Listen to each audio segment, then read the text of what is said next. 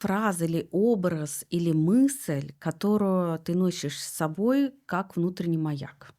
Знаете, у меня есть такой образ, когда я что-то делаю или не успеваю, или готовлюсь, я вот представляю себя, я как марафонец, который бежит почему-то исключительно по горам, где-то в Италии, в Мгм. Комо. Вот я бегу, я вижу, там высоко стоит такой дом красивый. И я вот бегу, смотрю на него, и я понимаю, что даже когда тяжело, да, вот он, вот он, вот он, что-то.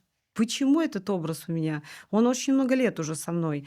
Как-то первый раз, когда я начала бегать, я бежала, мне было очень тяжело. Смотрю, и вот я в спортивной форме, отлично выгляжу, все хорошо, и почему-то это дом. Что, почему и как? Много лет.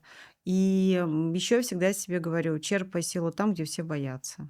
И наши возможности безграничны. Просто черпай их и не бойся войти в этот океан. Просто в моменте, когда только мысль закралась, сразу же говорить: "Мне не нравится, мне сейчас показалось, что ты меня там обидела, или там ты мне котика не того отправила в смске, да, там, или